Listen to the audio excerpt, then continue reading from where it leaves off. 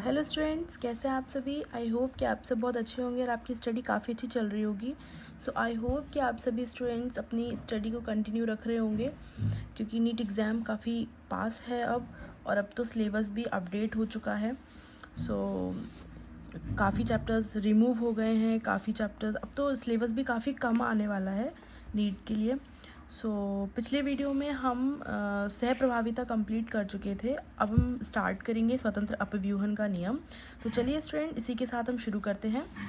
द्विसंकर क्रॉसों में फिनोटाइप गोल पीला, झुर्रीदार हरा, गोल हरा और झुर्रीदार हरा 9:3:3:1 के अनुपात में प्रकट हुए। मेंडल द्वारा अध्ययन किए गए कई लक्षण युग्मों में ऐसा ही अनुपात देखा गया। 9:3:3:1 के अनुपात को 3 पीला अनुपात 1 हरा के साथ 3 गोला अनुपात 1 झुर्रीदार को संयोजन श्रेणी के रूप में व्युत्पन्न किया जा सकता है। इस व्युत्पन्न को इस प्रकार भी लिखा जा सकता है: 3 गोला अनुपात 1 झुर्रीदार 3 पीले अनुपात 1 हरा बराबर 9 गोल पीले अनुपात 3 झुर्रीदार पीले 3 गोल पीले और अनुपात 1 झुर्रीदार हरे। द्विसंकर क्रॉसों दो विशेषकों में भिन्न पौधों के क्रॉस के परीक्षण पर आधारित मेंडल ने एक दूसरा सामान्य नियम प्रस्तावित किया, जिसे मेंडल का स्वतंत्र अपव्यूहन नियम कहा जाता है।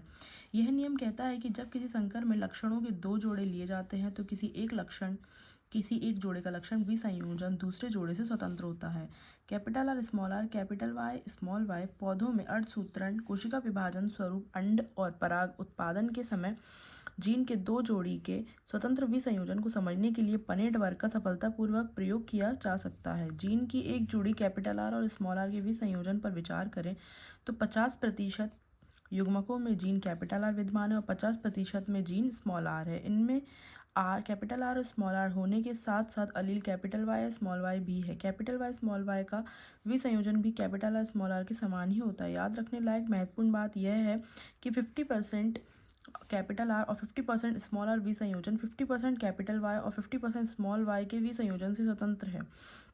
अतएव कैपिटल आर धारी युग्मकों के 50% में वाई और दूसरे 50% में स्मॉल वाई, इसी प्रकार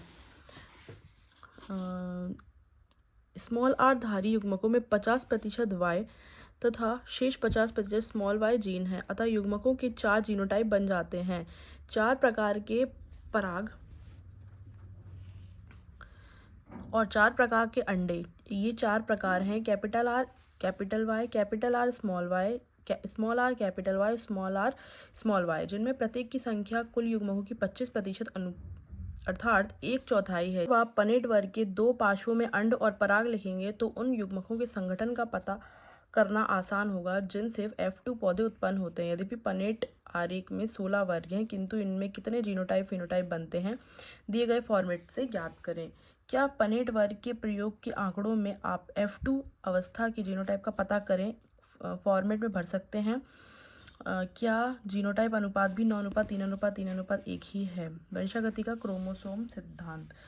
लक्षणों की वंशागति पर किया गया कार्य 1865 में प्रकाशित हो चुका था, परंतु कई कारणों से 1900 तक यह कार्य अज्ञात ही रहा। एक तो आज की तरह उन दिनों संचार की सुविधाएं अच्छी नहीं थी जिससे कार्य को प्रचार मिल पाता। दूसरे, जीन या मेंडल के कारक के लिए संकल्पना की वे लक्षणों के नियंत्रक की स्थायी एवं विभक्त इकाइयों के रूप में है तथा इनका नियंत्रक की संकल्पना अर्थात ऐसे अलील जो एक दूसरे के साथ सम्मिश्र नहीं होता, मेंडल के समकालीन वैज्ञानिकों को रास नहीं आई, क्योंकि ये लोग प्रकृति की विविधता के आभासी सतत रूप से ही परिचित थे। तीसरे, उस समय के जीव विज्ञानियों को मेंडल का जैव घटना के स्पष्टीकरण के लिए अपनाया गया गणित आधारित रास्ता बिल्कुल नया और कई जीव वैज्ञानिकों द्वारा अस्वीकार्य था। अंत में भले ही मेंडल का कार्य यह इंगित करता था कि कारक जीन विविक्त असतत इकाइयां होती हैं, फिर भी वह उनकी उपस्थिति का भौतिक प्रमाण नहीं दे पाया, ना यह बता सका कि वे किस प्रकार की बनी होती है। 1900 में 3 वैज्ञानिक आए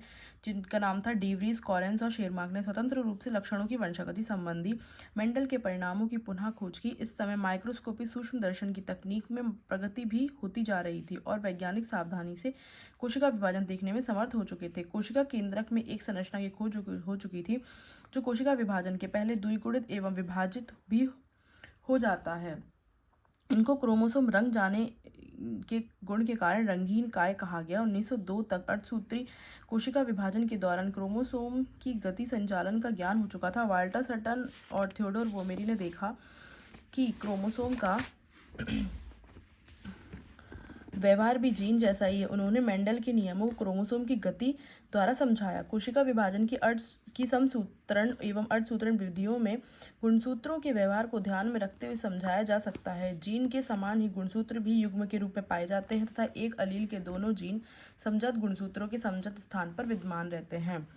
ये कुछ डायग्राम हैं। 4 क्रोमोसोम वाली कोशिका में अर्धसूत्रण और जनन कोशिका उत्पादन देख सकते हो कि कैसे ये क्रोमोसोम बनते हैं और कोशिका जनन कोशिका बनने के दौरान कैसे विसंयोजित होते हैं। फिर ये डिफरेंस दिया है क्रोमोसोम और जीन के व्यवहार में। जोड़ों में होते हैं क्रोमोसोम और जीन जो है वो जोड़ों में होते हैं, ये दोनों ही जोड़ों में होते हैं। युग्मक जनन के दौरान इस प्रकार विसंयोजित होते हैं कि एक युग्मक जोड़े में से केवल एक ही जा पाता है, और युग्मक जनन के दौरान विसंयोजित होते हैं और जोड़े में से केवल एक ही युग्मक को प्राप्त होता है। अलग अलग जोड़े एक दूसरे से स्वतंत्र विसंयोजित होते हैं, एक जोड़ा दूसरे से स्वतंत्र विसंयोजित होता है। अर्धसूत्रण फर्स्ट की पश्चावस्था में क्रोमोसोम के 2 जोड़े मेटाफेज पट्टिका पर एक दूसरे से स्वतंत्र होकर रूप से पंक्तिबद्ध हो सकते हैं। इसे समझने के लिए दाएं और बाएं स्तंभों के 4 अलग रंगों के क्रोमोसोम की तुलना करें। बाएं स्तंभ में संभावना 1 नारंगी और हरे एक साथ विसंयोजित है, किंतु दाहिने स्तंभ में संभावना 2 में नारंगी क्रोमोसोम लाल क्रोमोसोम के साथ विसंयोजित हो रहा है।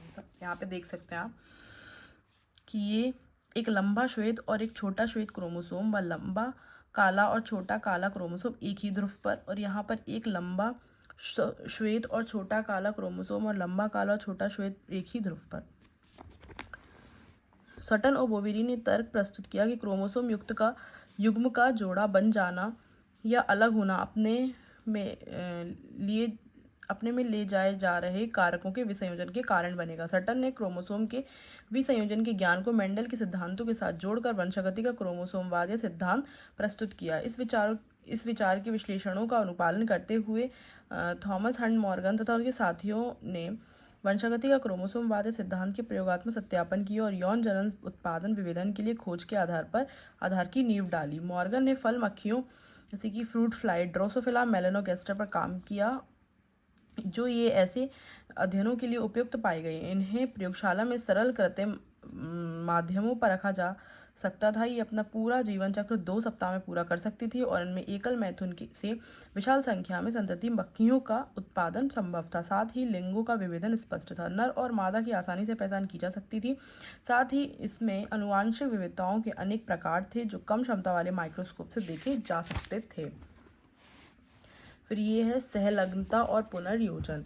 लिंग सहलग्न जीनों के अध्ययन हेतु मॉर्गन ने ड्रोसोफिला में कई द्विसंकर क्रॉस किए। ये मेंडल द्वारा मटर में किए गए द्विसंकर क्रॉसों के समान थे। उदाहरण के लिए मॉर्गन ने पीले शरीर और श्वेत आंखों वाली मक्खियों का संकरण भूरे शरीर और लाल आंखों वाली मक्खियों के साथ किया और फिर F1 संततियों में को आपस में क्रॉस करवाया। उसने देखा कि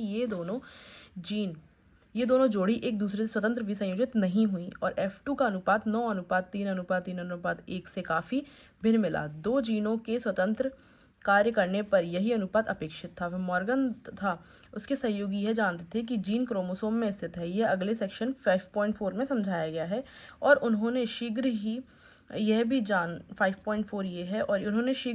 भी जान लिया कि जब द्विसंकर क्रॉस में 2 जीन जोड़ी एक ही क्रोमोसोम में स्थित होती है तो जन्कीय जीन संयोजनों का अनुपात अजनकीय प्रकार से काफ़ी ऊंचा रहता है। मॉर्गन ने इसका कारण 2 जीनों का भौतिक संयोग और जुड़ा होना बतलाया। मॉर्गन ने इस घटना के लिए सहलग्नता शब्द दिया जो एक ही क्रोमोसोम की जीन जोड़ियों के साथ होने का द्योतन करता है। साथ ही अजनकीय जीन संयोजनों के उत्पादन को पुनर्योजन रिकॉम्बिनेशन कहा गया। मॉर्गन तथा उसके दल ने यह भी पता किया कि एक ही क्रोमोसोम में स्थित होने पर भी कुछ जीन जोड़ी में अधिक संलग्नता थी, अर्थात पुनर्योजन बहुत कम था। उदाहरण के लिए उसने पाया कि श्वेत और पीली जीन जोड़ी में संलग्नता अधिक थी और इनमें पुनर्योजन 1.3% था, जबकि श्वेत और लघुपंख जीन का पुनर्योजन 37.2% था, अर्थात में संलग्नता कम थी। मतलब जिसमें संलग्नता ज़्यादा थी उसमें पुनर्योजन अनुपात कम था और जिसमें पुनर्योजन ज़्यादा था उसमें संलग्नता कम थी। तो मॉर्गन के शिष्य अल्फ्रेड स्टीवर्ट ने स्टर्टीवेंट ने एक ही क्रोमोसोम के जीन युग्मों की पुनर्योजन आवृत्ति को जीनों के बीच की दूरी का